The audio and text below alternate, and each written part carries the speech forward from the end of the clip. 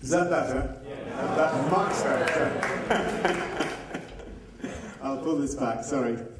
Okay, so I'm not going to repeat that. You've got the honour, you've got the thanks, you've got the book. What I'm going to talk about is work in progress that I'm looking to you to test and certainly improve.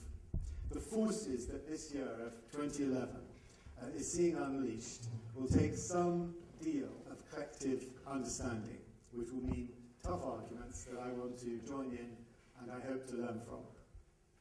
I'm going to focus on the Occupy movements, the most important example of which, for me, was the immense peaceful takeover of central Madrid from the 15th of May to the 12th of June, when it disbanded of its own decision. According to one Spanish TV poll, up to 7 million people felt that they had participated in that movement, 20% of the population, and 70% of the Spanish people approved of it. In July, The Economist reported that 80% approved, was very irritated by this fact, and it denounced the protesters, The Economist did, as being earnest. Spain itself has just voted in a right-wing government, and what remains of the 15th of May movement has lost much of its popularity. In this country, the Occupy movement is rather small in numbers and very vulnerable. It's too early to judge what fate awaits the Occupy Wall Street in the United States. Nonetheless, an overtly revolutionary, anti-capitalist manifestation for real democracy, the slogan of the Spanish, suddenly commands attention. Covering the G20 summit for Newsnight a few weeks after Occupy Wall Street began, Paul Mason found that, I quote, it was on everybody's lips. OWS has become global shorthand among policymakers for what can happen if they don't regain control of the situation. A remarkable phrase.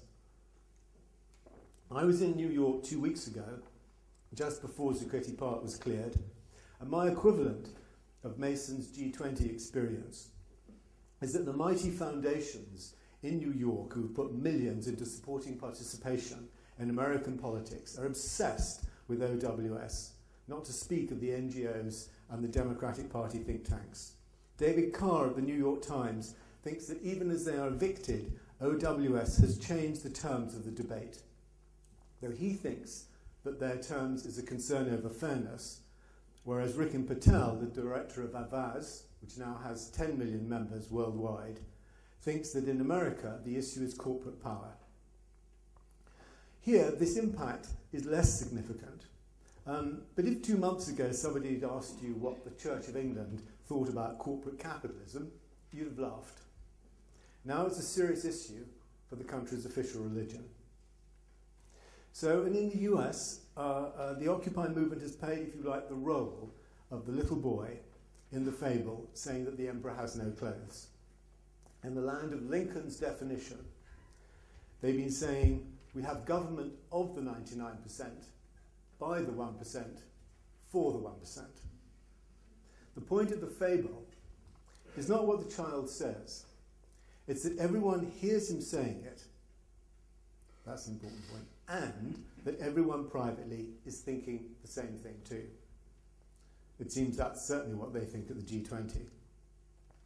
So then there are two measures when something like an Occupy movement arises to oppose the system.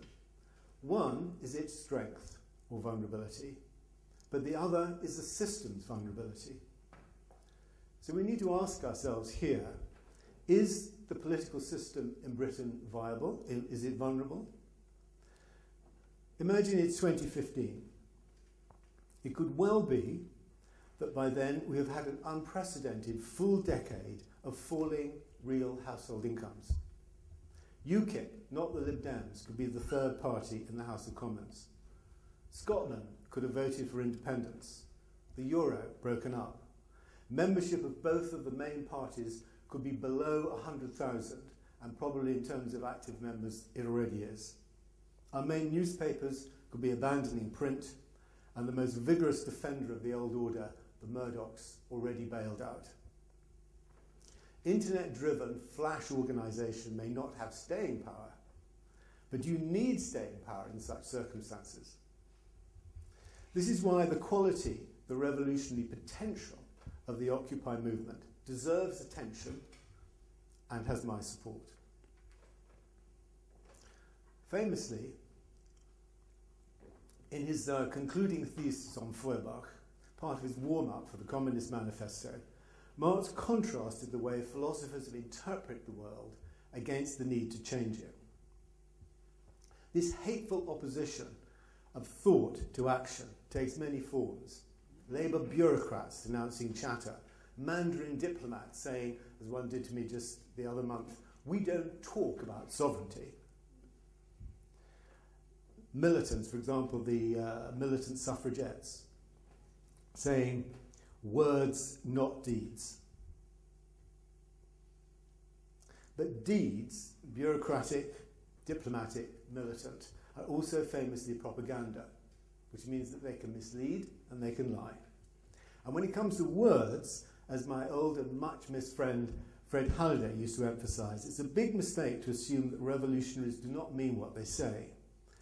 He was thinking about Iran as much as Russia. Their speeches are not the insincere babble of politicians trying to calculate the balance of force. In their case, interpretations can really shape change. And for me, one of the most welcome aspects of the Occupy movements in the West has been that they have developing a capacity which depasses this opposition of thought and deed to develop a thinking politics. As their various theorists, I'm glad to say some of them are here today, are arguing, this combination of high-tech networking and no-tech gathering is a developing form of communicative action, distributed networks, open-source activism. An occupation is energized by the mutual human experience of face-to-face meeting rather than the mobilization of a demonstration in which everybody faces the same way. To experience agency in a General Assembly and the hard work and shared responsibility of well-facilitated, leaderless decision-taking combines challenging authority with deliberation. It joins deed with word in a way that's open to growth. For those involved in the experience, this can change their whole understanding and experience of democracy. And Raymond would have enjoyed and appreciated this feedback process. At one point in the Long Revolution, he defines communication as a process between real individuals who are all learning. Not exactly your public relation man's definition of communication. I'm not going to lecture about Raymond's work, but I do want to engage with the events of this year in the spirit of his investigations and his commitment to what he called the Long Revolution. It was both an original concept and a process that is marked out by his sense of the totality, of difficulty, and of humanity. He always emphasized the need to look at the whole process, without according any part, especially the economic, a simple determining influence. And this gave, if you like, for him the particular importance of culture. Second, he demanded recognition of how hard this is, both mentally and because it demands collective effort. And third, for him, I quote, revolution remains necessary not because some men desire it, but because there can be no acceptable human order while the full humanity of any class of men is in practice denied. This, it seems to me, is a claim implicit in the slogan, "We are the 99%. So there are two questions then follow if that establishes the importance of what is happening. Why is this being heard now in this year when it has often been said before that we're ruled by the 1%? And what kind of revolution might it mean if this new movement becomes an influence? These are two very different questions. I'm going to sketch very roughly and quickly some initial answers. Why now? Two key reasons, in my view, for why now are a combination of the definitive military political defeat of both Bushism and bin Ladenism. That's one reason. And at the same time, the failure of market fundamentalism to repair the crash of 2008. You'll notice that I've not mentioned the internet and social media as a cause. I think they're changing everything, but everything is still there that they're changing. There's also the evidence of climate change and the failure of the system to mobilize the young to preserve their inheritance. And there's also the fact of young people, an emergence of a highly trained, educated, but unemployed cohort, including many women across the world. So these are all part of the underlying forces which has produced this explosion. But I want to look at the particular of why this year, look at this in a sharper political fashion, taking those forces into account. Let's talk about the defeat of Bush and bin Laden, which I think has fatally damaged the legitimacy of the inherited Anglo-Saxon order. One way to look at this year, politically, as well as chronologically, as being the end of the decade that began with 9/11, from the year of the towers to the year of the squares. The attack on the World Trade Center and the Pentagon was Osama bin Laden's calling card for an Islamic fundamentalism that spurned democracy across the Middle East. And it was met, and looked for the creation of a caliphate. And it was met with an American response to impose its form of democracy on the Middle East at the end of a smart bomb, or not such a smart bomb, and in an attempt to demonstrate by military means the supremacy of its caliphate over a global economic system already moving out of its control. The outcome would emplace billion-dollar American bases over the fabulously rich oil fields of Mesopotamia. At the end of October, a little over a month ago, and hardly discussed, President Obama announced the complete withdrawal of the United States from its bases in Iraq. They've been built for permanent occupation. One is 25 square miles, another 15 square miles, at a cost of billions after 2005. This is a colossal strategic defeat. It's been camouflaged as the fulfillment of a quite different commitment to withdraw combat troops. And only 6 months before, the hooligan of the Absolute was gunned down in his Pakistan hideaway, and the row broke out in Pakistan about who protected him and their relations with America. Who cared about bin Laden or his ideas, already washed away to irrelevance by the uprisings in Tunisia and Egypt? In effect, Bush and Blair launched the war on terror as a new form of Cold War to organise both domestic and international affairs to the advantage of their traditional alliance. But his mad logic involved hugely inflating the significance of its enemy. Their best allies in this were the dictatorships of the Middle East, who welcomed an anti-terrorist rhetoric to legitimise their autocracy. The most disgusting example was Blair's ordering the roundup of Gaddafi's opposition, naming them as supporters of Al-Qaeda. In the Middle East, this faced a new generation with the prospect of their tyranny becoming hereditary as the children of Mubarak and Ben Ali, the families, started to take over, turning their countries into variants of North Korea. Only they are educated and they had Facebook, and they revolted.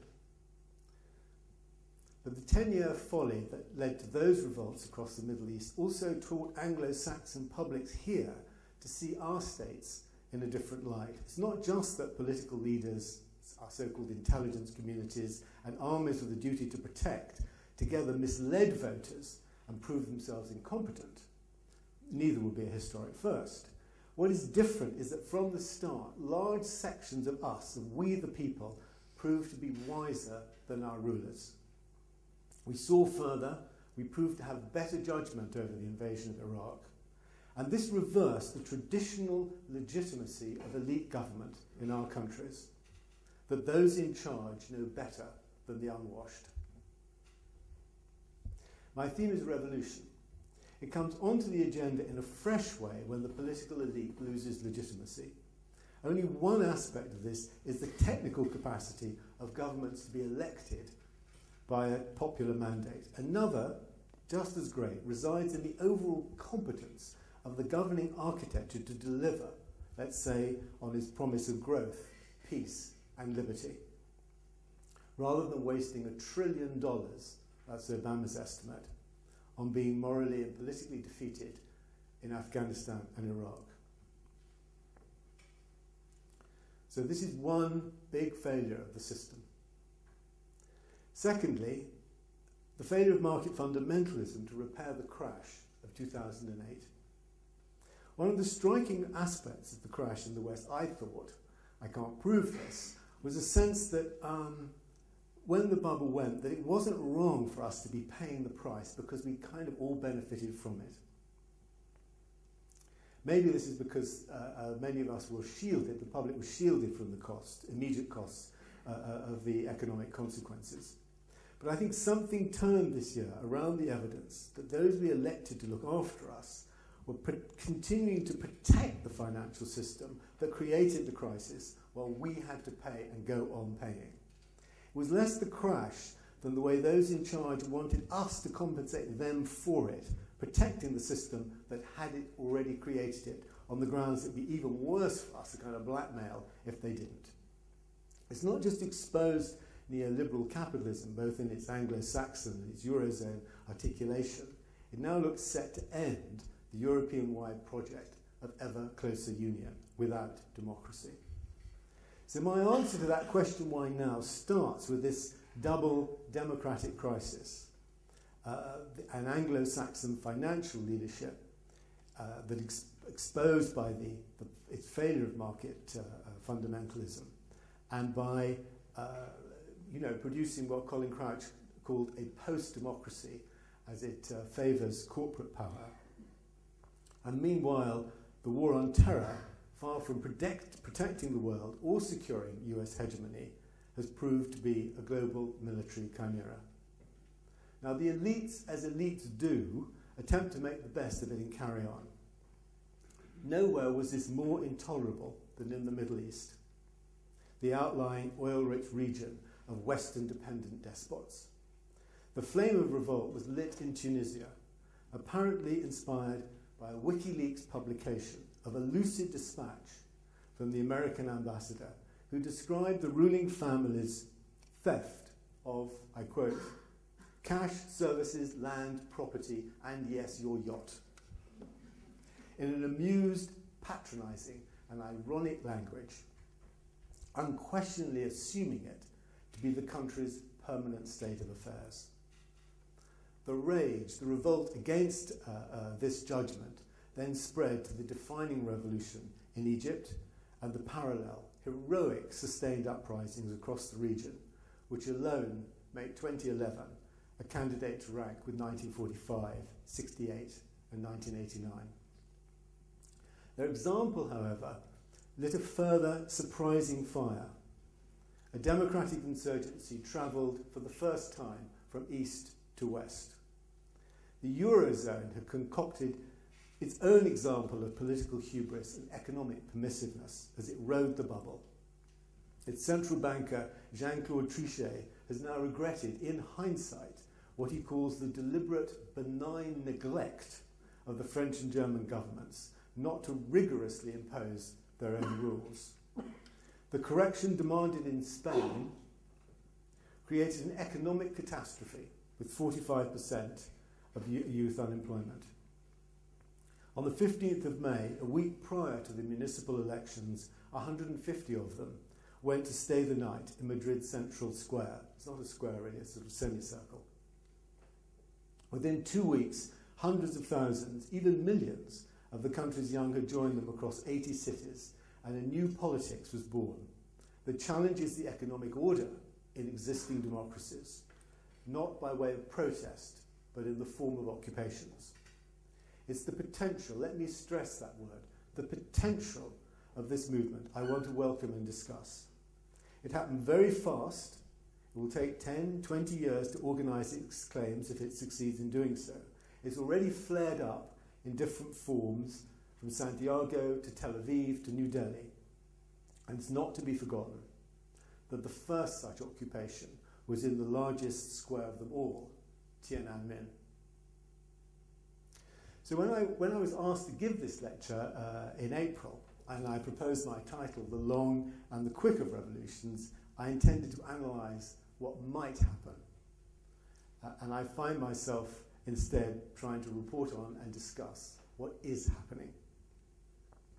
But I want to say something just briefly about my subtitle of whether the left can reclaim the future from market fundamentalism. Raymond's observation on this I remember very clearly from 1984 when I chaired a meeting with him when he launched his last non-fiction book towards 2000. He grew up with the experience of being on the left, meaning to share a self-assured belief that you embodied progress, that you represented a rising class, the producers of wealth, better and more equal forms of organisation, welfare, housing, the expansion of opportunity. These weren't seen as something that were given to working people. They would be something which working people were entitled to and would make their own.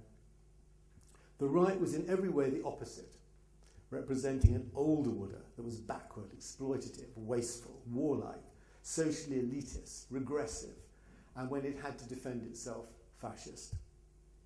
At some point, I'm skipping a lot obviously, in the 1970s, the terms began to be reversed. The left began to see itself as defensive, conservative, who wanted to preserve minds, keep communities, even when the work in them was inhuman. It closed its ranks. It was even some personified by Brezhnev. If those of you who are young enough have no idea who Brezhnev is, you don't know how lucky you are. At the same time, post-1960s capitalism did not just embrace social egalitarian and openness with relish, it started planning over much longer periods than the electoral calendar, with great confidence and accuracy. In the end, social democracy capitulated, embracing globalization as a replacement of internationalism. In the UK under New Labour, this took the form of a Clinton-style triangulation. On the European mainland, it took the form of the euro.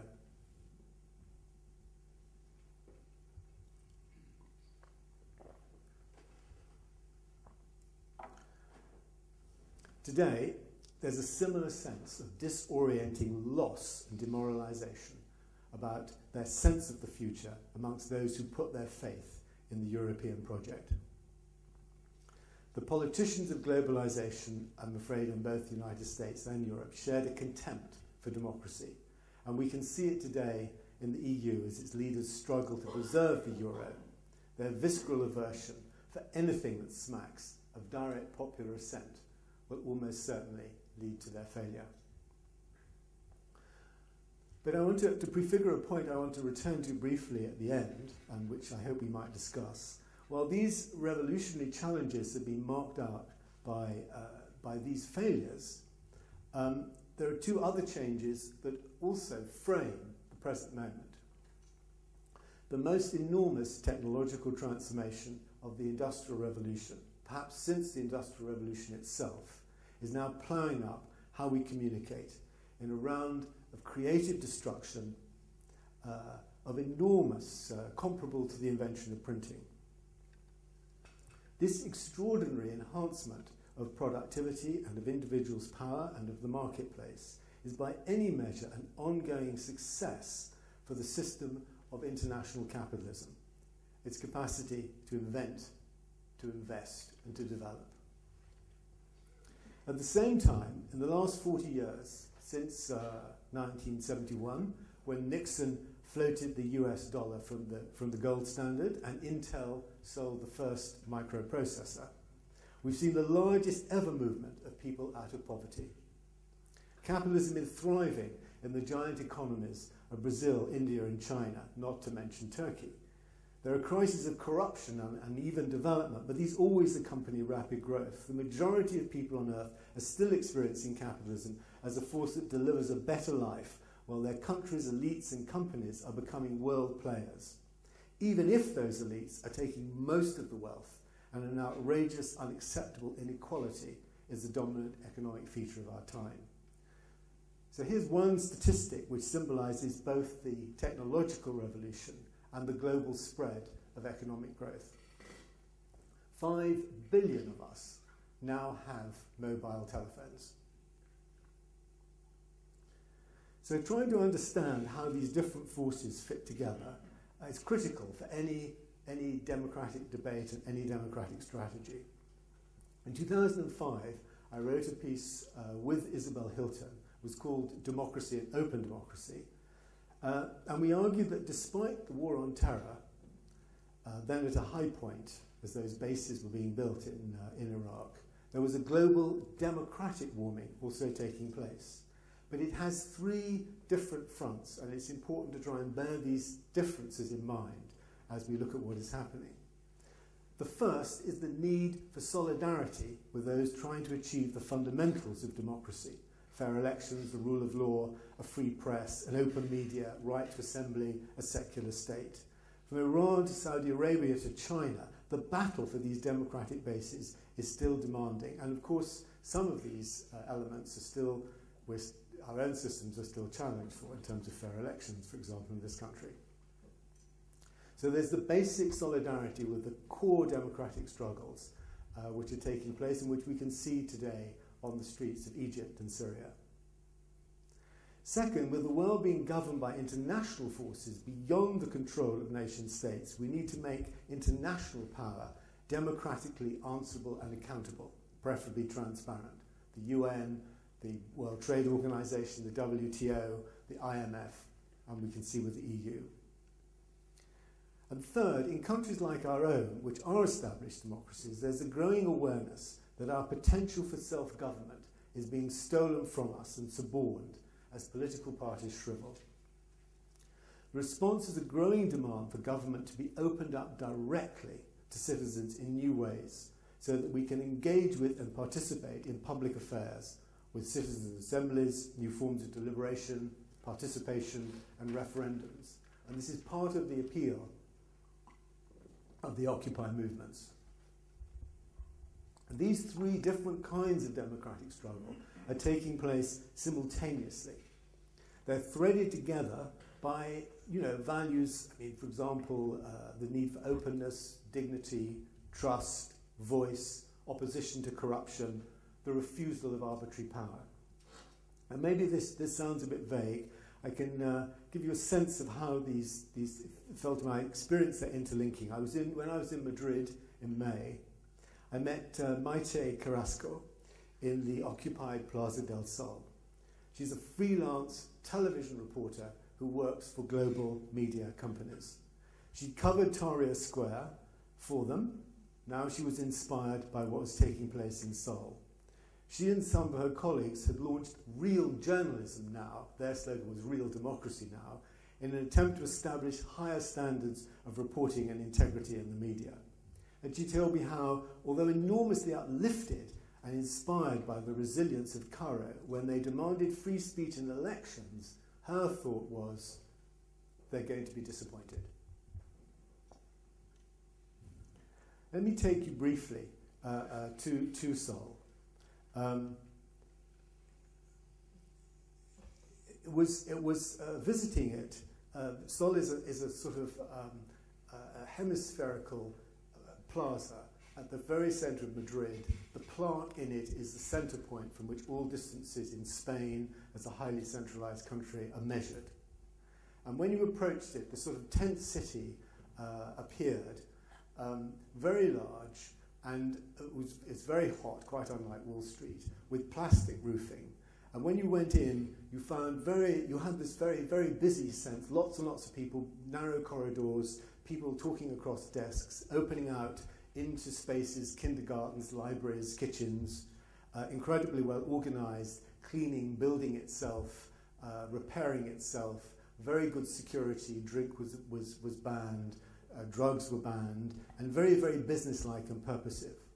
And I wasn't quite, it was rather a puzzling sense, and I realized it had the same dreamlike element of when you go into a souk or a bazaar in an eastern city. You go from a big public space into what's a crowded public space.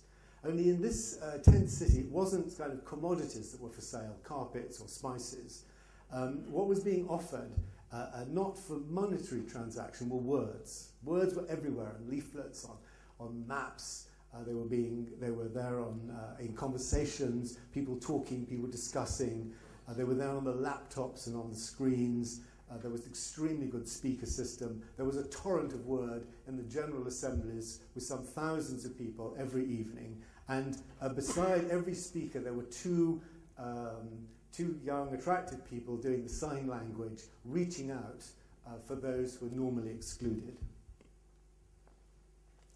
And I suppose in a kind of lazy way, like many people, I'd felt that ideas of mutualism and cooperation were all very well, but would only work on a small scale. And here one saw that this is wrong, that when they are really scaled, when people are really working together in very large numbers, that's when it really works extremely well and in an extremely humane fashion and efficiently. But what are the politics of this self-organization, I ask myself? One sense is obviously revolutionary, if you want to take that definition, the rejection of the way existing society is run by a large number of people and a desire for it to be run differently. Many of the words and the slogans that were there were the traditional kind of leftist ones, and I felt that they were not only unrealizable, but they were unserious and unrepresentative of what was taking place.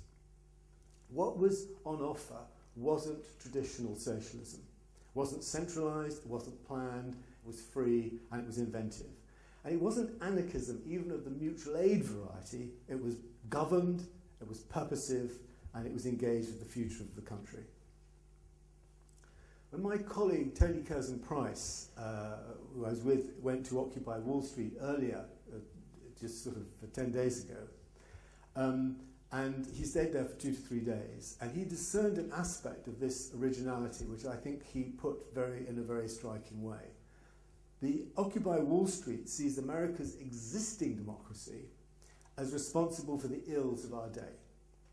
Financial crisis, environmental degradation, this is Tony's list, war, identitarian strife, corporatization of the state, all permitted, they felt, by what he thought the thick-skinned nature of American democracy. And by this he meant that everyone in America believes that whatever is permitted is good and right. There's a kind of lazy personal liberty and indifference to others. And the culture of the occupiers was seeking a thin-skinned democracy in which the experience of others is our own concern. Now, I may have lost those of you who've never been in one of these sort of sessions or watched, as I did, the facilitators preparing a General Assembly, 25 of them, taking an hour and a half, very carefully thinking and being open to the nature of the process of allowing others to enter into a discussion.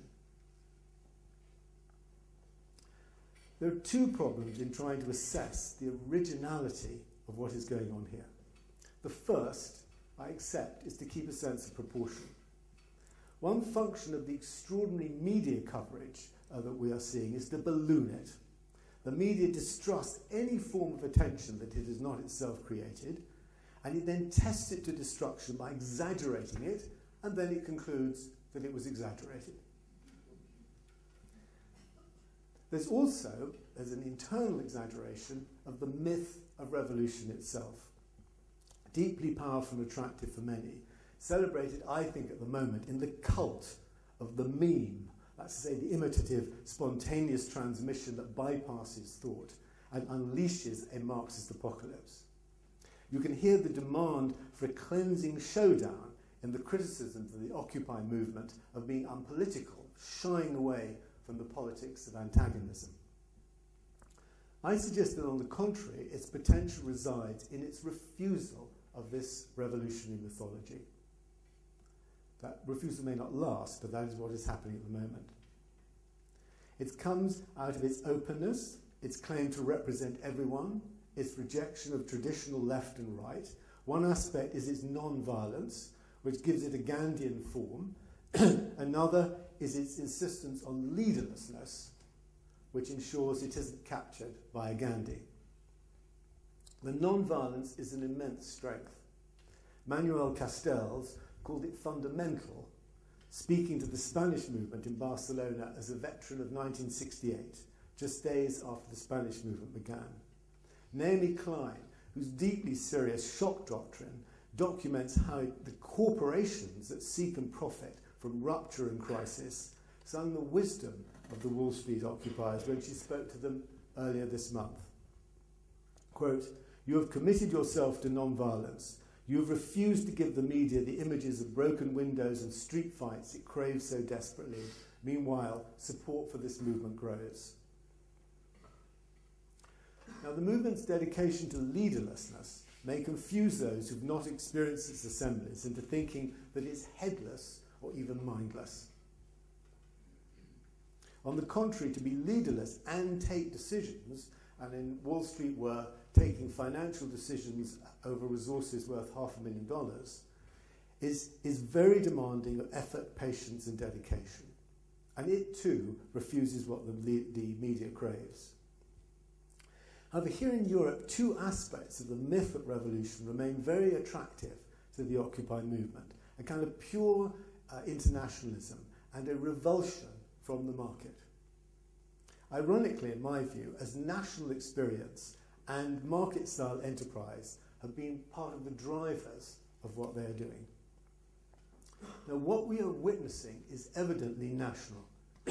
Across the Middle East, there's an Arab awakening, not a pan-Arab awakening. I think it's a sign of the health of young people fighting in the streets that there's little of that hysteria of displacement onto condemning America and Israel, let alone bin Laden, even though this leaves Western anti-imperialists gnashing their teeth. And nationalism wasn't a problem for the Occupy Wall Street either. The Stars and Stripes proudly decorated the tents in Zuccotti Park. But it is in Europe. Spain's M15 movement was distinctly Spanish, but it refused, there were occasional Republican flags were allowed, but not the Spanish flag itself.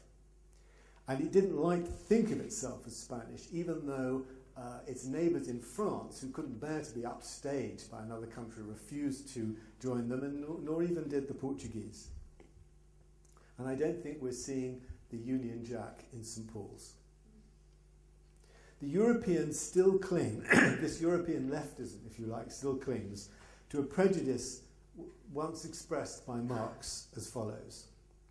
The nationality of the worker is neither French nor English nor German, it is labour. His government is neither French nor English nor German, it is capital. He could not have been more wrong. There's only one class of people whose government is capital, who are removed from territorial facticity and patriotic constraint, namely corporate and financial capitalists. Raymond once wrote about the 18th century country houses built on the proceeds of slavery and new money, while appearing to be timeless in their claim on space and history. Today's equivalent of the country house is the large yacht. A potentially global movement has started. It's drawing on shared experience, international experience of software and social networks, and a concept of human rights, very importantly, that are necessarily international. But it's also human to have a nationality or a specific mixture of nationalities, a specific mixture. And the web encourages differences and complexity, not uniformity, a point Claire Sharkey has made. So the Occupy movement in Europe has to find a vocabulary for the national and the particular, without which it won't sustain an influence over politics. And if it too chooses to float only in the seas of internationalism, it won't beat those yachts. Second, the marketplace. Here's an argument I'm very interested in, but still feel hesitant about and think is under, certainly from my point of view, is under-researched. There's a growing body of work, however, I'm aware of but haven't fully read, on mutuals, cooperatives and new forms of economic organisation which need to be brought into the discussion of how we take on a corporate power today. Roberto Ungar, who is a Brazilian-American theorist, in a book called What Should the Left Propose, complains of the paucity of invention in institutional terms in politics. Why can't we have, he argues, a high-energy innovation and experimentation in our political forms just as we can in economic forms, whether it's in companies or businesses? Well, Sol in Madrid, the OWS, and Occupy London, it seems to me, are now inventing new, if transitory, institutions and processes. What kind of word can we look for to describe what might be happening here? The word I would like to put to you, to propose to you, is livelihood. It's a term which, in the foreword to the Long Revolution, I mentioned the fact that Raymond considered, suggested that the word livelihood could be used to replace socialism. He felt that socialism as an idea was becoming irreducibly associated politically with the state, rather than self-government, and economically with production, rather than the material environment as a totality. As well as government and production, livelihood has this brings with that the notions of consumption, of the environment, of generations, and of our neighbours. Above all, it points to a political economy that is open, as with the market, but driven by other values than market and commodity values. In open democracy, we've had a brief discussion of whether the concept of optimization could replace that of maximization in terms of a measurement of return, meaning that there are other values that you are expected to take into account when you make economic decisions, rather than permitting banks to insist that you go for the highest possible rate of return. The importance of all this is that there can't be a revolution against the 1% unless the majority are persuaded that the new arrangements are going to be more democratic, freer, fairer, and will work. The Occupy movement is a challenge to the failure of our political system, our form of a democracy. But to succeed, it seems to me, it must take command, it must be able to present its own forms of political economy. To recap, the Occupy movements have sent a shockwave through some societies in North America and Europe. They've been inspired by the awesome uprisings for basic democratic government in the Middle East, and they are linked to them by the strategic and financial crisis of the United States and the European Union. They are new and fragile, and with the exception of Spain, across 4 short weeks in the summer, they have not yet won massive, direct popular support. But they have sent out a message that resonates everywhere. They're saying no to a system in which the super rich are robbing the rest of us and are protected by our political system. And this has now been exposed by the crash and its consequences. But if the political system is broken, this puts the movement into a bind. Its defiance of the political game has released energy and changed the terms of debate. But now what? However shrewd and appealing the development of new demands might seem, such as those which have just been proposed this week by Michael Moore for Occupy Wall Street, it seems to me they illuminate this frustration. We need economic interests that will back the 99% and can out-influence the 1%.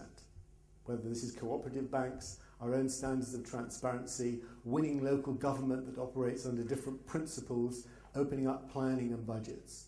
All this will take full-time organisers.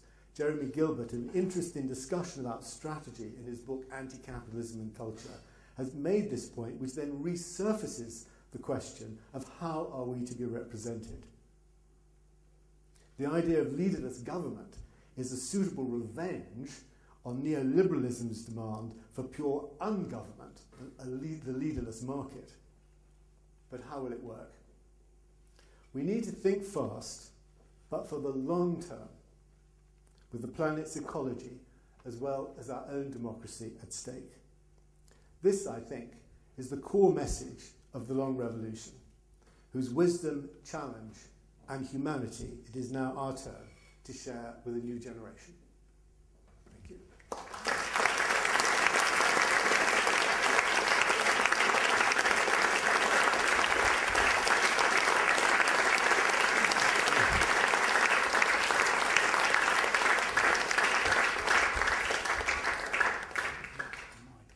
Right. I think there's a roving mic. Yeah.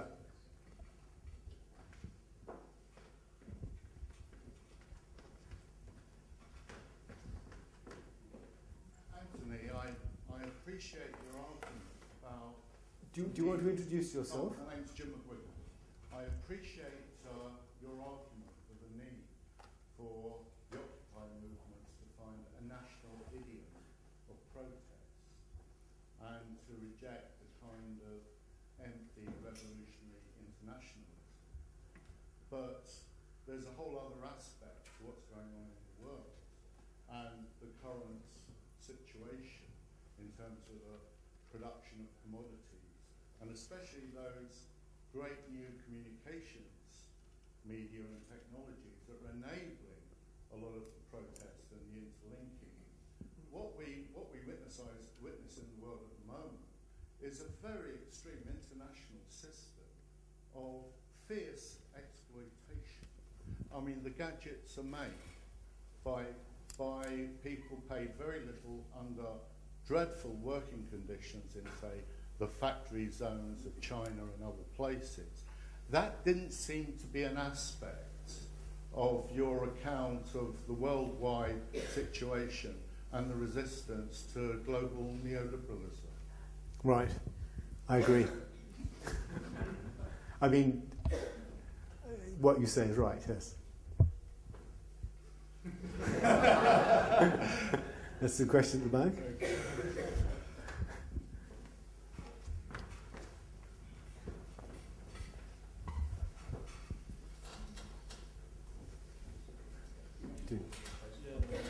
Aaron Peters, friend of Anthony's, fortunately. One of the theorists of the new movement. Well, no. You do me a service. Far less. The question I would like to pose is this. Is Occupy a movement? Because I think, as with the Black Bloc, for instance, we saw on March 26th, there's a conflation here of a group with a tactic. And I would say that, we have with social movement scholarship is that we tend to refer to heightened and more protracted periods of social conflict as cycles of struggle. And one could perhaps identify the genesis of a cycle of struggle after 2008, fall of Lehman, etc., the end of sort of neoliberal orthodoxy that, as you rightly point out, begins probably in 1971. So there's the failure of an economic orthodoxy there. Post-2008, we then have variables like food inflation, energy inflation, capital is trying to find new returns because the old way to bottleneck, so it's now trying accumulation by dispossession, privatisation of previously public goods, like healthcare, for instance. And these variables are at work in Egypt. So in 2008, for instance, the World Bank gave Egypt, I think, sort of thumbs up. #1 developing country in terms of implementing World Bank reforms. So, that's true in Egypt, that's true in the US, that's true in Greece, that's true in the UK. Variables are accumulation by dispossession, the continuation of neoliberal orthodoxy, the intensification of it, in fact, and inflation. And as you rightly point out, and underemployment amongst highly educated graduates, but also other people as well. Just a huge demographic cohort that can't be easily assimilated onto the job market. Again, that's a global phenomenon. So I would say that what we have is a cycle of struggle, of which Occupy is just merely one tactic, because I think it then does a disservice to say, you say that, the riots didn't happen in August, and Greece, which is not just violent and anarchic, but it's actually anomic. You're seeing a breakdown, actually, in just everyday civility in Greece. The Black Bloc we saw in Rome, the No Tav campaign we see in northern Italy. You refer to the Occupy movement, I again would say it's a tactic, as non-violent. I again think that's disingenuous because Occupy Oakland had a very large Black Bloc with it. And I agree entirely with you that 80% of the people there disagreed with that tactic. But then are those people not participants within that movement, and who decides that? I think it being strongest in Spain and the US is instructive of one thing. These are the countries that actually had the two best pressure valves, so to speak, of popular dissent. Zapatero, probably the only European socialist of any worth, although still not much, in the EU, and then Barack Obama. I think these are incredibly effective pressure valves, and that's why I think this particular tactic has been adopted in these countries, because were you to have Herman Cain in the White House, we wouldn't be seeing Occupy, we'd be seeing, I'm sure, riots in South Central LA and so on and so forth. And I think that's probably inevitable, actually, when we do get a Republican in the White House. The repertoires of protest, the tactics become far more antagonistic. So, yeah, the question would be this: do you see Occupy as a movement? So I think that's a bit disingenuous. And also, do you think that the lack of demands is indicative of an attempt to escape ideology, to escape power? And that's, again, essentially playing by the same rulebook of neoliberalism, in so much as you're seeking to elapse the antagonism between friend and enemy. So that's just essentially reproducing the dynamics of the end of history and the end of politics. And instead we should be saying, no, we need contention, we need politics, we need adversaries, because we have finite sources. And can I just say, we're being filmed. I was asked to say, so if anybody objects to being filmed, they shouldn't ask a question. I think when I was talking about the Occupy as a movement, I was being a bit disingenuous. That was quite deliberate, because there's a lot of ground to cover. I was in Greece, in Syntagma Square. It was very different from what was happening in Madrid. It was very divided. There was the upper square and the lower square. There were quite right-wing politically people involved in the upper square, including a Orthodox Greek, sort of along with the national flags, sort of a little, not exactly a church, but a place of worship. And what they said was, we've got the IMF, we're crushed. So whereas there was a strange sense of confidence to what was happening in Spain, and I think also perhaps in Wall Street, which was in Spain, that generation had elected Zapatero.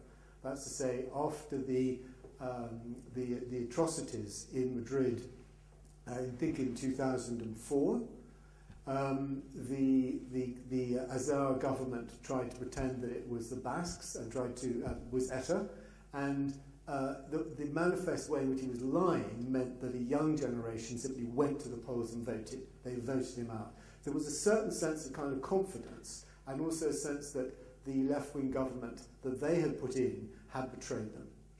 So it gave them a sense of being part of a national argument, and also that they had a responsibility for neoliberalism in terms of the Spanish banks, which you didn't get at all in Greece. So I do think that it's right, there are lots of different kinds of protests. What is striking, and the reason I've identified the Occupy movement, is that their demands, real democracy now, we are the 99%, have travelled outside. They've started to command part of the argument across the wider society. And they've started to command very, perhaps in passing, very wide sense of public assent.